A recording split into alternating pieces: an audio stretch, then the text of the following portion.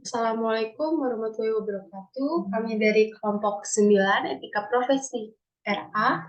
Kami di sini akan membahas tentang profesi Polri.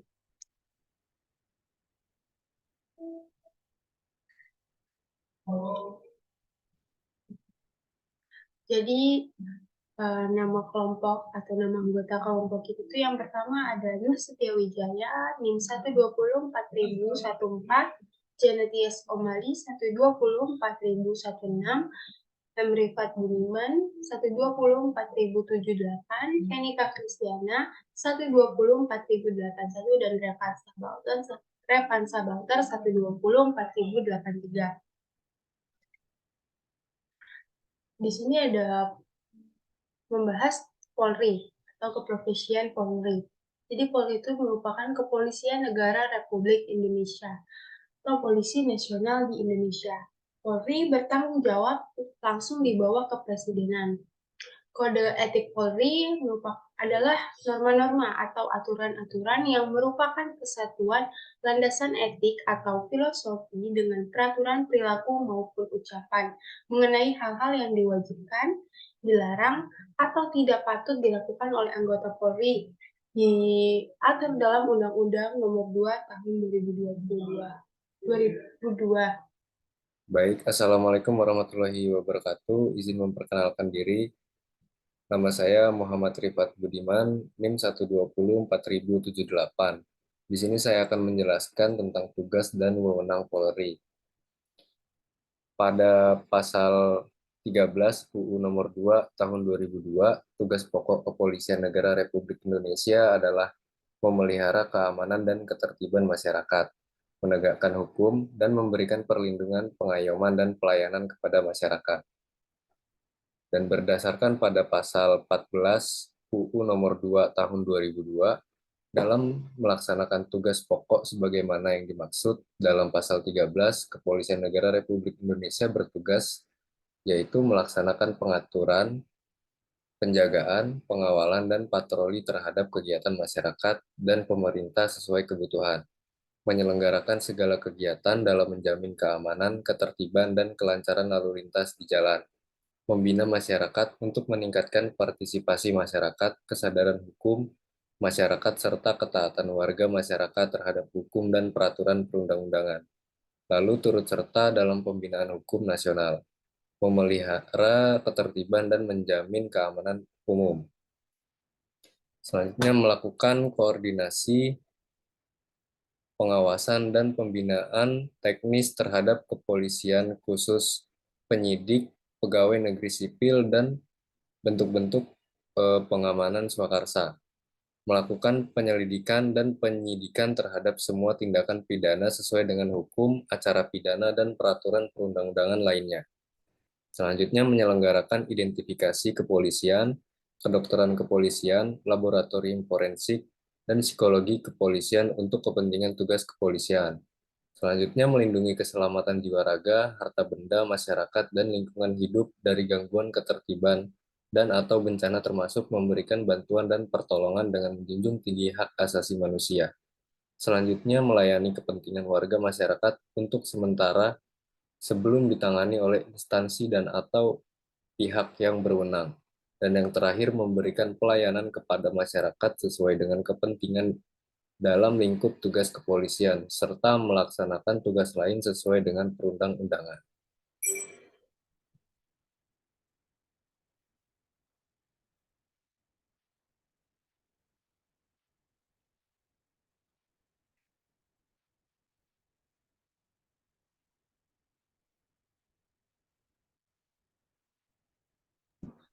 Assalamualaikum warahmatullahi wabarakatuh. Perkenalkan, nama saya Revansa Balter. Melanjutkan presentasi dari teman saya tadi. Untuk soft skill yang harus dimiliki polisi, itu yang pertama, bisa berkomunikasi dengan baik, lalu bisa beradaptasi dengan cepat, selanjutnya mendeteksi situasi, lalu dia bisa juga memetakan akar dari masalah, lalu bisa menganalisa situasi, kemudian laporan cepat, tepat, dan akurat, selanjutnya mengayomi masyarakat, profesional, humanis, tegas, dan tuntas. serta simpatik, dan yang terakhir tuh dia harus memiliki sifat yang proaktif.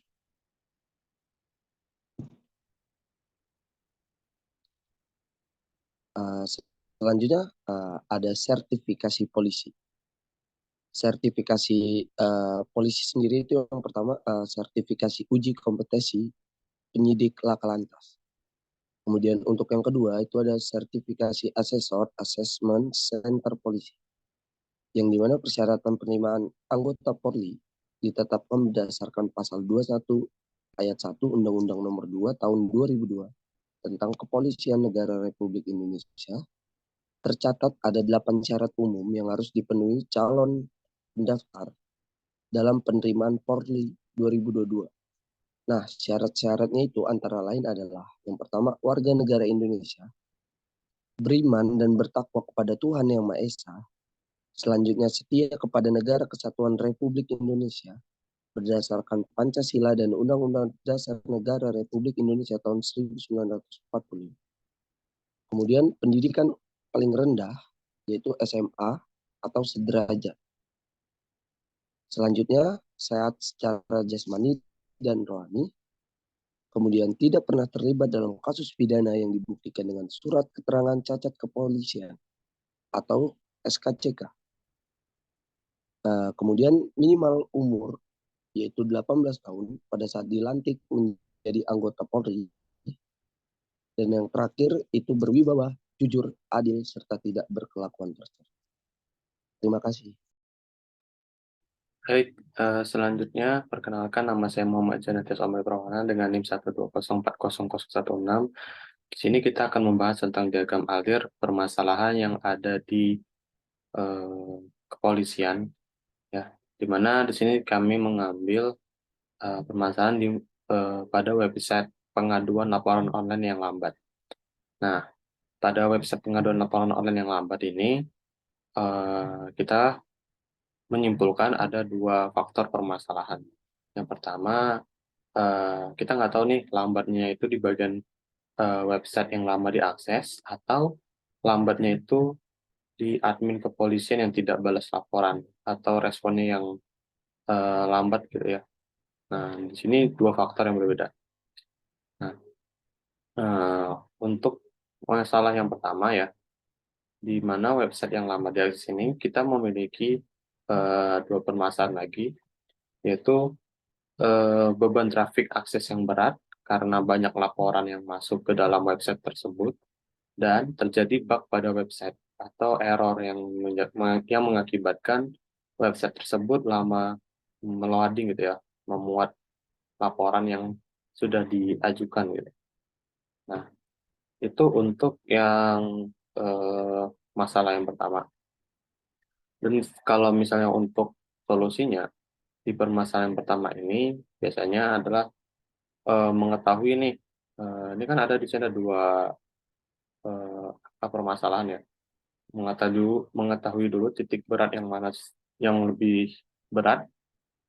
Terus ketika kita sudah mengetahui di mana titik beratnya, website tersebut akan kita proses perbaikan ya, maintenance yang dilakukan oleh developer agar nantinya di website tersebut bisa mudah diakses dan tidak terjadi bug ataupun akses berat.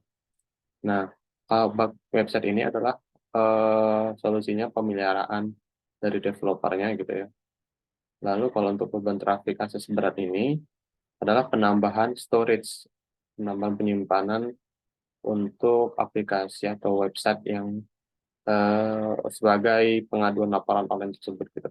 Jadi bisa ditambahkan server atau storage agar nantinya trafik yang masuk ke dalam website tersebut tidak berat. Nah, untuk permasalahan yang kedua, yaitu adalah admin kepolisian yang tidak balas laporan. Nah, untuk konteks ini adalah subjek ya, kepolisiannya. Dan kita buat lagi permasalahannya ada dua, di mana mungkin saja orang yang mengadu ke website tersebut adalah yang tidak sesuai dengan SOP gitu laporannya. Jadi kayak misalnya dia mungkin nggak mencantumkan alamat ataupun nama gitu ya, yang tidak sesuai dengan SOP yang seharusnya itu di proses prosedur pelaporannya yang dibuat oleh website tersebut gitu. Jadi bisa jadi admin kepolisian tidak balas laporan itu adalah jika eh, orang yang melapor itu tidak sesuai dengan SOP. Nah, kemungkinan yang tidak sesuai dengan SOP ini adalah laporan-laporan fiktif gitu teman-teman. Makanya eh, kenapa admin kepolisian ini tidak balas laporan? Ya itu kita mungkin saja di kepolisian itu menghindari laporan-laporan fiktif. Lalu masalah yang kedua adalah laporan yang tidak terbaca. Nah, laporan yang tidak terbaca lagi ini ada tuntutan masalahnya lagi di mana laporan mengalami gagal upload ke server atau dikitnya staf admin kepolisian. Nah, karena laporan yang masuk ke dalam website tersebut tuh banyak ya dalam satu waktu, kemungkinan saja karena eh, laporan tersebut nggak kebaca gitu, yang dikarenakan admin dari staf kepolisian itu sedikit untuk membaca dari pengaduan. Lalu yang kedua, ada juga laporan yang mengalami gagal upload ke server. Nah, ini masalahnya ke objek ke websitenya, di mana laporan yang masuk ke dalam eh, website tersebut gitu ya, itu tidak membuat rekapan itu, tidak membuat rekapan ke server yang akhirnya pihak kepolisian tidak melihat adanya laporan di dalam server tersebut atau di dalam website tersebut karena proses gagal uploadnya laporan tersebut ke server. Dan itu berkaitan dengan beban trafik akses yang berat ya teman. Karena beban trafik akses yang berat itu mengalami proses kegagalan di penguploadan ke servernya. Nah, lalu di sini punya rentetan masalah lagi, di mana ada dua masalah, ya. Server berat menjalankan beban trafik, ya, atau ada bug pada website. Ini seperti sama dengan yang ini, ya. Ada bug pada website. Cuman untuk laporan ini ya, permasalahan ini, yaitu bisa diatasi sementara gitu. Bisa diatasi sementara lewat dari hotline gitu. Misalnya kalau misalnya ada website kepolisian gitu kan ada hotline-nya ya. Jadi bisa di di backup dari hotline-nya itu. Cuman untuk website yang lama di atas ini itu biasanya nggak bisa karena dari awalnya aja udah nggak bisa masuk gitu ya, nggak bisa login atau di pertengahan jalan eh, untuk mengakses pengsubmitan laporannya itu gagal gitu. Nah, bedanya ini dan ini adalah eh, proses di mana si laporannya itu eh, sampai gitu. Kalau ini laporan tersebut itu belum ke-upload atau belum tersampai ke server, tapi kalau yang ini ya, laporan itu sudah sampai ke server, cuman cuman eh, karena adanya bug pada website gitu ya, proses penguploadan itu ke server yang bisa bikin gagal gitu, yang bisa bikin gagal. Padahal proses statusnya itu udah bisa ke-upload ke server, cuman karena ada bug, upload ke servernya jadi gagal. Nah, dan untuk server berat yang menjalankan beban trafik ini adalah di mana server tersebut itu tidak bisa menjalankan kapasitas yang berlebihan dari laporan-laporan yang sudah masuk gitu. Kalau ini yang belum masuk, tapi yang ini sudah masuk. Mungkin segitu saja penyampaian dari saya. Saya lanjutkan. Oke, kita akan masuk kepada topik materi pelanggaran kode etik profesi kepolisian Republik Indonesia. Jadi, bentuk-bentuk pelanggaran kode etik dalam kualifikasi berat adalah sesuai ketentuan pasal 21 ayat 3 Peraturan Kap nomor 14 tahun 2011 dan Peraturan Perundang-undangan nomor 1 tahun 2003 tentang pemberhentian tidak dengan hormat. yaitu sanksi administratif berupa pemberhentian tidak hormat. Yang pertama dihukum penjara berdasarkan keputusan mahkamah yang mempunyai kekuatan hukum tetap dan pertimbangan dari akan hukum atau pejabat yang diberi kuasa untuk memutuskan apakah akan dikenakan atau tidak dalam kedudukan polisi. Yang B, memberikan keterangan palsu atau semasa menjalankan tugas sebagai anggota polisi Republik Indonesia. Yang C, melakukan tindakan yang menentang negara dan juga Pancasila. Yang D, melanggar sumpah atau janji anggota Polri, jabatan, dan kode etik profesi. E, meninggalkan tugas secara tidak sah dan sengaja selama 30 hari berturut-turut. F, melakukan perbuatan yang dapat merugikan atau membahayakan dinas polisi. Yang G, melakukan bunuh diri untuk menghindari dari penyidikan dan atau tuntutan hukum atau berarti atas tindak pidana yang dilakukan. Yang H, menjadi ahli atau terlibat dalam partai politik dan mengambil jabatan. I, dijatuhi hukuman disiplin lebih dari 3 kali dan dianggap tidak patut untuk dipertahankan sebagai anggota kepolisian. Masuk ke submateri inovasi dari kepolisian. Nah, beberapa contoh inovasi kepolisian yang telah dilakukan di berbagai negara, antara lain, yang pertama ada penerapan teknologi keamanan pintar, yang kedua pengembangan sistem pelaporan kejahatan, yang ketiga pelatihan dan pengembangan keterampilan polisi, yang keempat penerapan sistem prediksi kejahatan, yang kelima peningkatan keterlibatan masyarakat. Di sebelah kanan ini adalah contoh poster dari program inovasi kepolisian Republik Indonesia mengenai e-tilang yang ada di jalan tol. Jadi pelanggaran overspeed itu pelanggaran yang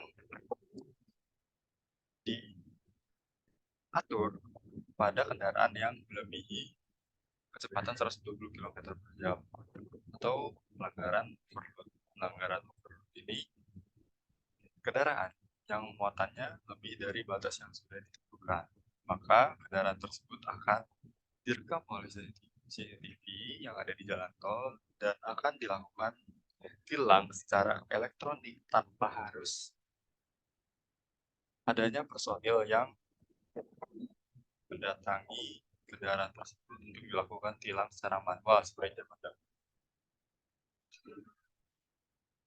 Terima kasih. Sekian dari kami, kelompok 9, tugas etika dan profesi.